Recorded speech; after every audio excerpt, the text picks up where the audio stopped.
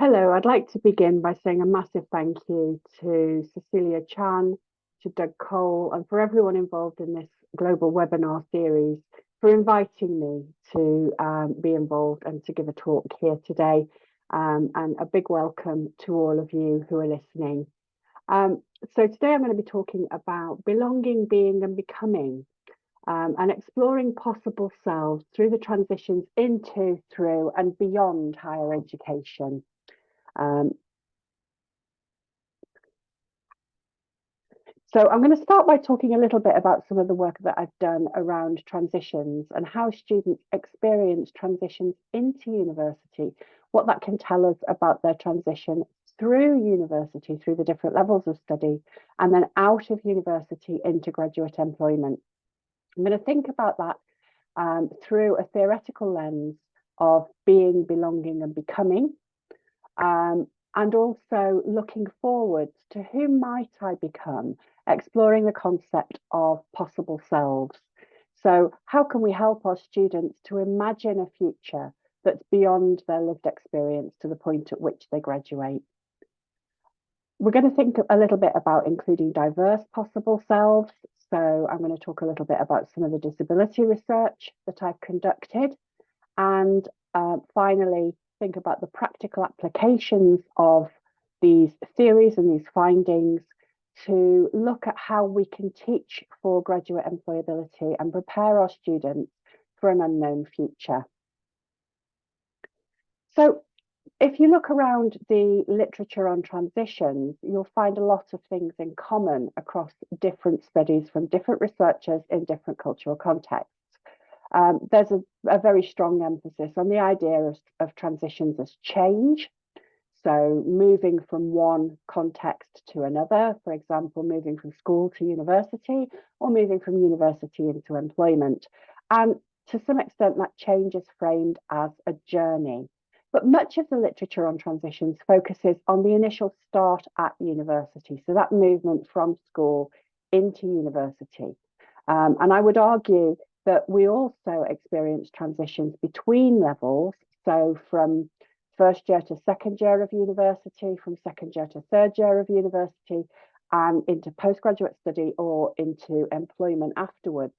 So although we can think about that initial entry point as being transitional, I would argue that students are constantly changing and what's expected of them is changing throughout their entire university journey and beyond.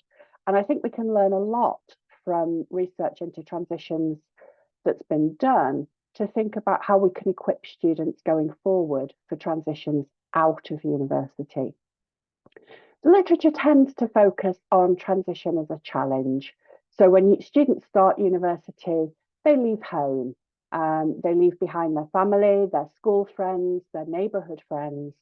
They become more independent. They have to learn to cook for themselves and do all those other kind of domestic tasks, manage their finances, manage their time in ways that they perhaps previously haven't done. There's also a lot of change in the learning and teaching environment. So bigger classes, more anonymous teaching. They're one of many instead of being one of a small group. They're forming new friendships, new relationships with their peers and with their tutors. And there is an argument that students have what's been called an expectation versus reality gap. So their expectations of university can be very different from the reality that they experience when they arrive. And so they think they're prepared, and then it's not quite what they expected, and they have to learn to cope with a whole new set of circumstances that they weren't quite sure what to expect when they got there. The literature also tends to focus quite a lot on deficits. So the idea is that the student is unprepared for university, that they don't fit in, they're misfits, or that they're lacking important skills that are needed to navigate that university study. And so there's a lot of things about, what's wrong with the students. And I'm going to talk a little bit more about that because I think that's a problematic assumption. So back in 2014, I worked with Janet de Wilder at the Higher Education Academy, as it was then, now the Advanced HE. And we carried out a project called Tackling Transitions in STEM disciplines, science, technology, engineering, and maths disciplines. So we ran a huge series of workshops. We had 381 participants in total. This included school students, university students, teachers from schools, university staff, publishers, exam boards, all sorts of different people. And we brought them together to talk about what they saw as the issues surrounding transition into university. And one of the main things that was highlighted was this idea of students having a skills and knowledge gap, that they weren't ready to think like for example, to think like an engineer, to think like a psychologist, to think like a scientist or a historian. And this was a particular skill set that was associated with the discipline. Um, and so these pre-university qualifications, A-levels here in England, for example, were seen as poor preparation for university.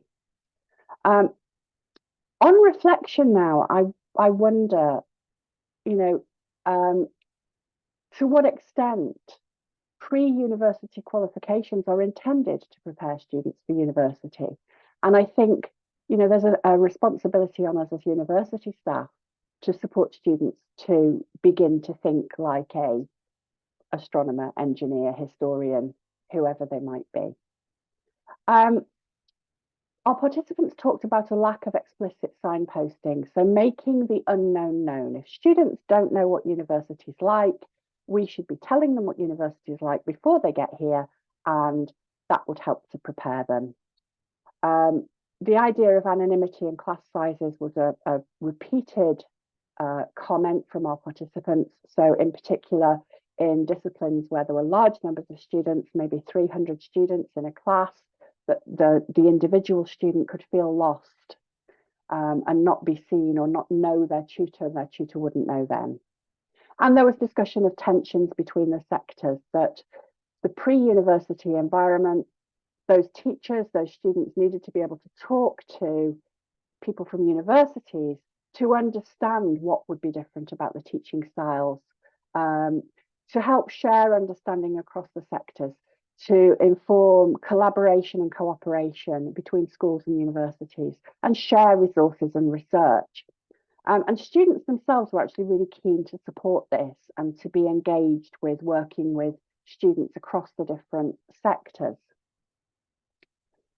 However, there seemed to me to be a bit of a problem with some of this, in that we're thinking of students entering a system and kind of almost like a conveyor belt. They're just moving through the system step by step, and we should be telling them all to have a uniform experience. And a subsequent piece of research with Andrew Holliman, myself, and Kevin Wilson Smith, we started to think about the series of transitions that we make throughout a career. And so we started with thinking about adaptability and resilience in undergraduate students, and the fact that you can do things with students to help them to learn to become more adaptable. And that more adaptability helps their engagement and helps their success at university. We reported research that suggests that a transition is all about spending a challenging time in a novel environment, and that you must be prepared for it. And we can think about that in terms of each stage of the student life cycle, coming into university all the way through, out of university into employability. And transition from undergraduate student to PhD student to early career researcher, and really a reflection that what makes the difference for everyone is working in a supportive environment, that having colleagues, tutors, students who are kind to us, supportive of us, actually provides a buffer that supports our well-being, that helps us to cope with the challenges and stresses that we might face during a transitional experience. And so thinking about how we create that kind of level of support, social support for our students as we prepare them for graduation, is something that I think we can be thinking about as we move forward. And so there was a really important kind of concept for me here that transitions, although individual students go through transitions happen in a social context. They're not done in isolation. We don't navigate a transition, a change in our lives of any type alone. We have a social environment around us, and what that social environment is like makes a big difference to our transitional experience. And I love this quote from Gale and Parker back in 2014, when they talk about taken for granted notions of transition, those ideas about, it's challenging, it's stressful, everybody's going through a difficult time at a point of transition. And the normative and universal discourses of transition do not capture the diversity of student lives, their experiences of university, or of universities themselves. And for me, this theoretical model from Bronfenbrenner, the ecological systems theory back in '92, really helps to sort of encapsulate that. So as individuals, we are different, we are diverse. I am unique and you are unique. And how we experience the social systems around us, our family relationships, our friendships, our school relationships, our local community, and our kind of interaction with community systems and structures, the departments in which we study, for example, and even the bigger social, cultural, and historical issues, the political system in which we live, the wider culture in which we live, shapes who we are and we shape it. And so my experience of starting university or starting a new job would be very different from your experience of starting at the same university or starting the same job. And when we start thinking about those diverse individuals starting different universities, which are not all the same, and different jobs, then it becomes very difficult to make generalized conclusions about how that works and what that experience is like. And so with a colleague, Naomi Winston, and I'll share the reference with you for that in a few minutes, we started to think about this idea of transitions as being transformative. And this quote from Eccleston et al. In 2010 seemed very important to us. Transitions can lead to profound change and be an impetus for new learning, or they can be unsettling, difficult, and unproductive. And we've all had those different experiences. We've started a new thing and found it exciting and found that we're developing and growing in that new environment, or that we're stressed and we don't quite know what to expect. And oh my goodness, what's going to happen next? But while certain transitions are unsettling and difficult for some people, risk, challenge, and even difficulty might also be important factors in successful transitions for others. So the idea is that to some extent, going through difficulty is a refining process, a transformational process that can change us and help us to grow. And that, a little bit like the growing pains we experience as children as we get bigger, it can be difficult, and yet we can be developing through that. And Mayer and Land talk about transition as navigating threshold concepts, the idea that that uncertainty is transformational. And so the image on the slide, we're standing in a darkened room and a door is open. And as we step across that threshold into the uncertain, bright future, we don't know what's going to happen. And that can be a brave decision. It takes courage and confidence. But there are opportunities for change and growth that can be exciting on the other side. But the actual process might be a little bit painful. And so in the UK, we talk about a metaphor of if we adapt to something very well, something new, then we take to it like a duck to water. And if you take a little baby duck, a duckling, and set it loose on a pond, you'll see it swim away very confidently, even if it's never seen water before. It is hatched from its egg knowing how to swim. On the other hand, if we're uncomfortable with something, we talk about feeling like a fish out of water. And if you take a fish out of its pond, you'll watch it gasping and struggling and flapping about and desperately distressed and needing to get back into the water. And so we started to think about this idea of transition as not knowing whether we had a duck or a fish almost, which when we put a student into the pond, was it going to be like a duck to water? Was it going to swim off confidently? Was that student going to be happy and successful and thrive in that new environment? Or was it like taking a fish out of water into an unfamiliar environment where they would struggle and be stressed and distressed? And we know from the statistics that certain groups of students are more likely to find university more challenging, that they may succeed maybe less, they may underachieve at university, and that those groups include, for example, lower socioeconomic status students, students from ethnic minority groups, students who come from families where nobody previously has been to university. And so a lot of assumptions get made about having targeted interventions for these particular groups. But that can be problematic because actually the diversity of those students can also be an asset for them.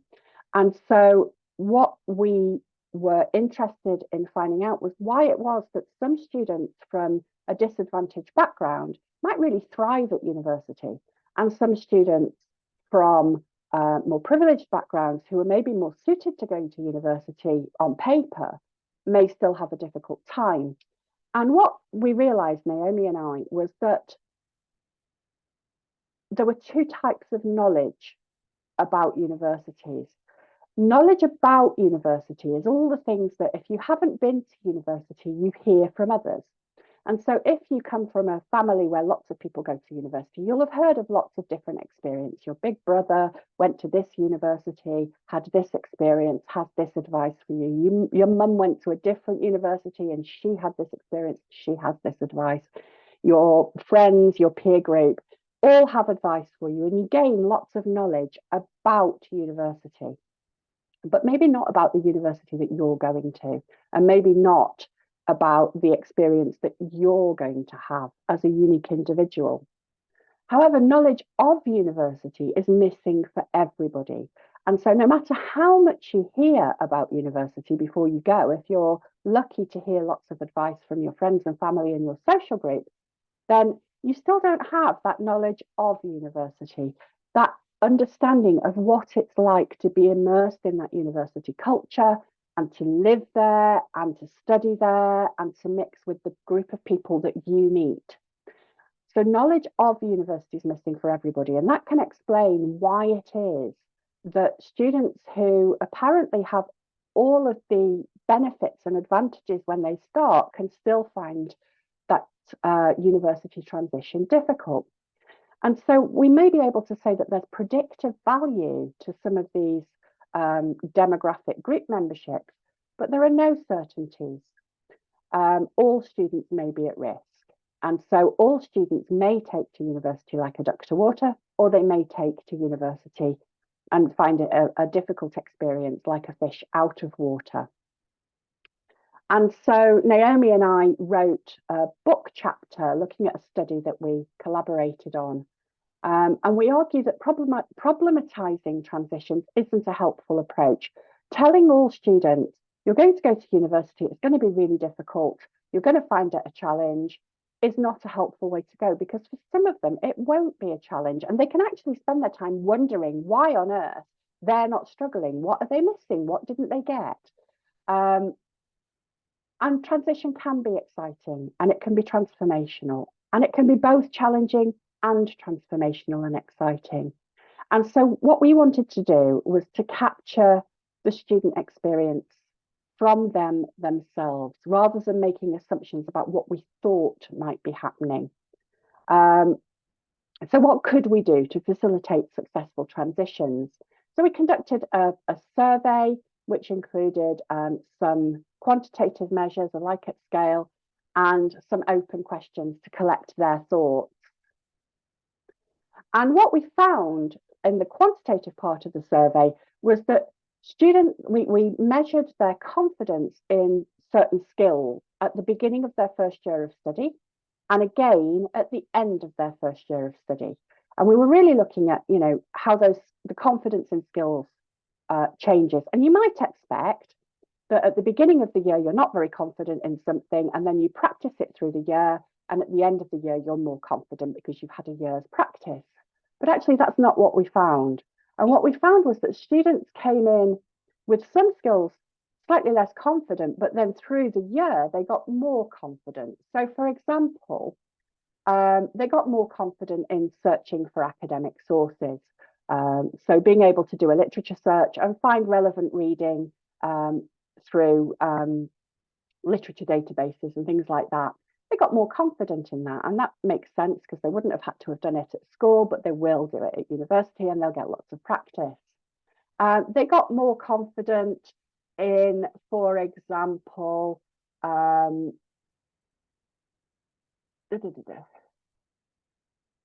note taking. So at school, perhaps certainly in the UK, they don't have to take notes so much in class. And when they go to university, it's a skill that they need to use in order to capture their thinking during a lecture. And so they get more confident with note taking. However, some skills, they get less confident. And that included things like maintaining attention, maintaining attendance, keeping up with reading. And what we realized was that students, before they come to university, very often don't know whether or not they can manage themselves and complete these sorts of tasks. So, for example, when you're at school and your parents make sure you're awake in the morning and they send you off to school, of course you have 100% attendance. So you come in confident that you can attend university. That's not a problem. You've got a 100% attendance record. But when you're at university and you have to wake yourself up, be organized, remember that you've got classes, all of those things can actually make it much harder than you realized it was going to be. And the same with keeping up with reading. There's a sort of self-regulation behavior here in having to make sure that you stay on top of it. You don't procrastinate and put it off till tomorrow. And so actually what we realized is that there is an expectation reality gap, that students expect to be able to cope with certain things and then find it much harder than they realized. And I think extrapolating from this, we can probably make the assumption that the same is true about that unknown environment of the world of work. We also talked to them about their experiences of transition and asked them some open questions. So they gave us fuller text responses. And we asked them about their previous transition from school up to the age of 16 to sixth form at the age of 8, from 16 to 18. And they commented that there'd been a shift to more independent learning in making that move, that the workload had increased and the work had got more difficult. And they said that actually they realized that these were the same things that had happened when they made the transition to university.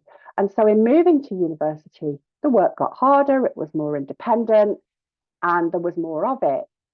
Now at school, of course, they move quite often with their friends into sixth form. And when they go to university, they lose that social support. So we come back to this idea of social support and peer support being really important potentially. But the important message here is that students recognised that they had gone through multiple transitions before in their lives and that they had learned lessons about themselves and what they could cope with, that they had made a transition, it had all worked out okay, and they could do that again in coming to university. And I would suggest that in going into graduate employment, they've made lots more transitions and they can reflect on that and think about what they've learned about themselves. And so Naomi and I concluded that actually there is a real value in reflecting on your transitional experiences through life, and that it may be more helpful to think about your own experiences of transition than it is to hear from a university or from a graduate employer, oh, if you do this, you'll be fine. If you do that, you'll be fine. Because that's giving knowledge about, but it's not giving that knowledge of. Knowledge of yourself can be really powerful and empowering in making these transitions. We also realised that students actually are fantastic supporters of each other, and in sharing their stories and mentoring each other, they can actually be really helpful in supporting other students to make transitions. And so in terms of graduate employment, having recent graduates mentoring late stage university students to think about how they're going to cope with going to work could actually be really helpful. And narrative testimonials, so having students telling stories to each other, maybe capturing that on a video, and the students can watch that and kind of take away what's relevant to them. And so working with students, not just kind of relying on staff. If you're like me, it's a long time since I graduated. I think I remember, but I probably don't remember it quite accurately. And so actually having current students and students who've recently graduated telling their stories can be much more helpful and much more relevant to the students that we're trying to support through transition right now. Also thinking about the fact that transitions is a continuing process and we can all learn from that. So yeah, I've just started a new job and it was really helpful to me to think about some of the transitions that I've been through beforehand and think about how I could use that learning to support me in my new role. And then thinking about these systemic issues, thinking about the social environment into which we are transitioning and how our social identity functions within the new groups that we're joining so that we can develop that social support. And so how can we support socially? How can we create those social connections that support our students? Well, Jackie Cranny and I published a book chapter a while ago where we talk about the importance of curriculum for this, that some students may only engage with us through their classroom and their assessment experiences, and that actually having group work early in the degree programme really helps to build those peer connections, those peer relationships, and so help students to be supported and feel like they belong. And also having material that is meaningful and personally relevant to the students. So showing students the real world implications and applications of what they're learning so that students can actually talk about, oh yes, when that happened to me, it was like this. And you can then formalize that learning. And so I did this in a module called Psychology and Education, where I was teaching students about what makes good learning. And these students were going to be teachers, they were going to be educational psychologists.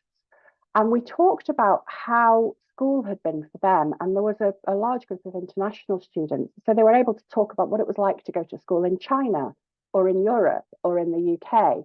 And then they brought these different understandings of what school was like.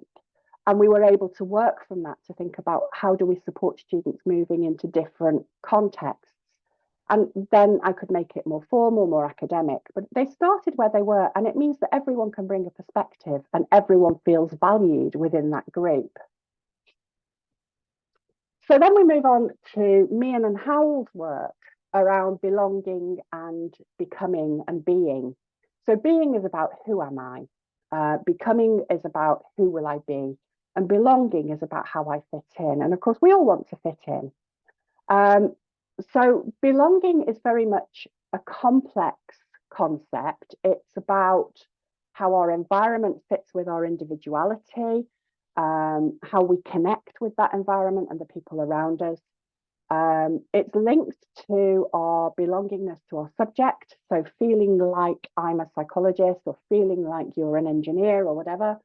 And it's also about self-awareness, knowing what strengths and weaknesses we bring. And I refer back there to Ian Wilson's talk a little while ago on reflection for employability. So we're thinking about who we are, how we fit with the social groups around us, and then thinking about who we're going to become.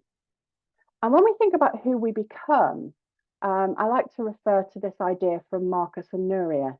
There is more recent research from them that looks at this idea of possible selves, but this quote for me really sums it up. Possible selves represent individuals' ideas of what they might become, what they would like to become, what they're afraid of becoming, and thus provide a conceptual link between cognition and motivation. So we think about the ideas that we see around us, whether that appeals to us, whether we're motivated to pursue that as a possibility, or whether we think that we may not want to go a particular way. And the image there is of a young child imagining all the things that they might be when they grow up. So, will they be a doctor? Will they be a teacher? Will they be an astronaut? Will they be an engineer? Will they be a chef? And of course, these ideas of what they can become come from the people that they see around them. So, if they see someone who is a teacher being very successful and happy and having a meaningful life, that career will appeal to them and they may be motivated to pursue that. But we can only imagine ourselves in the roles that we know exist and where we can see other people doing those roles. So if you think about that question, what do you want to be when you grow up? I'd like to introduce you to my grandson, Nathaniel, who was 3 at the time that this photo was taken. And he was graduating from nursery school, so preschool, and starting to go to primary school for the very first time. And they graduated from nursery school. And this is him in his little graduation outfit. And at the graduation ceremony, as he crossed the stage as a successful graduate of nursery school, he was asked what he wanted to be when he grew up. And his answer was that he wanted to be Lightning McQueen from Disney Cars. That was his world. He absolutely loved the Disney Cars films. And of course, that's not a realistic goal for him. He doesn't know that he can never be a cartoon car. He does now. He doesn't want to be Lightning McQueen anymore. But he was looking around him at the world that he knew, and that was what he saw. What we want to be when we grow up is very much constrained by what we see around us.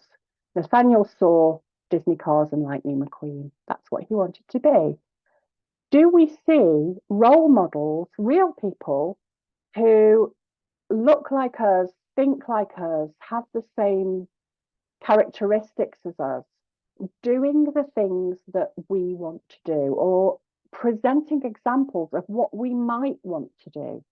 Or are we very restricted because of the lives that we've lived and we don't know all of the opportunities that are available to us? And I would argue that that's the case. So who we want to be, our possible selves that we can envision, is constrained by the role models that we know, the cultural context in which we live. Maybe in some cultures, certain people of certain genders cannot take a specific role. Is that okay? You know, can we expand people's opportunities and ideas of what their possible selves might be? And also by our self-knowledge, whether that's accurate or not. So again, supporting reflection to help us to have an accurate understanding of who we are, of our strengths, what we bring that could actually contribute to becoming that possible self is a really helpful way to go. And the messages that we send to our students in this context are really important. So this is some research that I did with a disabled student researcher, Pippa Hamilton, a few years ago, and my PhD student, Emma Harrison. And we did a qualitative study with around 60 disabled students, 67 disabled students. And we talked to them about all sorts of aspects of their higher education experience. But one particular angle that we looked at was employability. And students gave us these quotes. I feel as though I am looked at as less than the other students, even if this isn't true. Only 3% of qualified English lawyers have a disability, as the profession is so inaccessible. So that is also over my head. And then another student, at interview, I was told, we don't want to give a place to someone with your type of disability because you might not be able to do the work post-qualification. And so the message here from these universities is you cannot. This is not for you because of a characteristic. Now, that characteristic could be anything. It could be age, it could be gender, it could be disability, it could be ethnicity, it could be absolutely anything. But I would argue we need to turn that on its head and say, if only 3% of qualified English lawyers have a disability, is that because the universities are telling them that there's no point in them qualifying, so they don't pursue the discipline at all of law? And also, 3% of qualified English lawyers are disabled. And so those lawyers are perfect role models for disabled students, and we should be bringing them into our classrooms and saying, look at what is possible. Here is your possible future self. Come and meet this person and find out what it's like to be a disabled lawyer. And that way we increase the diversity in our professional workforce. We also support our students, inspire them, and help them to develop their own aspirations and skills. We give them role models to work towards. And so for me, there are several implications of all of this work. First of all, I think we need to reflect on who students meet in their curriculum. And that can be through work experience, like formal placement, but it's also through who are their teaching staff. Do they see people like them on the teaching staff? Employer engagement, bringing in employers into our classroom to meet our students, to inform their curriculum, to inform their assessment, and having diverse employers that they can meet who might be like them so that they sometimes see themselves. Their peers and their slightly more advanced peers. So thinking about bringing in recent graduates who graduated maybe 1 or 2 years ago to talk to current students who are maybe in their final year and say, look, I'm only a year or two down the line from you. I still remember what it's like to be you. Here's what I think. This is what it's like. This is what you can do. It's easier to aspire a short distance in the future than it is to aspire to be some super chief exec of a major multinational corporation. So getting them to meet people who they can relate to. I'm thinking about our reading lists, the authors of books and journal articles that we encourage our students to read. Can they see themselves in that author list? And I think that's really important. So diversity, I think, needs to be visibly represented if we want our students, our diverse students, to be empowered to aspire to ambitious possible selves, if we want to raise their aspirations. But also within the curriculum, students need safe opportunities to try out their skills and their fit with different careers. How do I know if I want to be an astronaut if I've never had the opportunity to see what it's like to work in an environment with no gravity?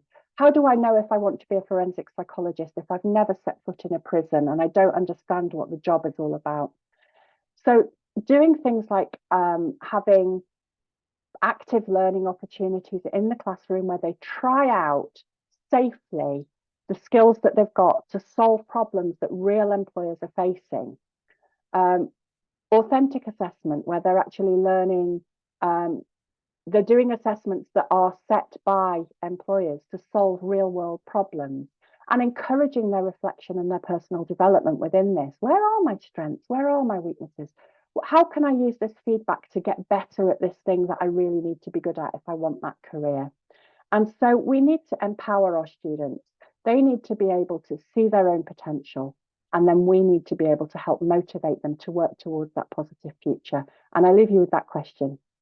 How do we do that? How do you do that? Thank you very much for your attention.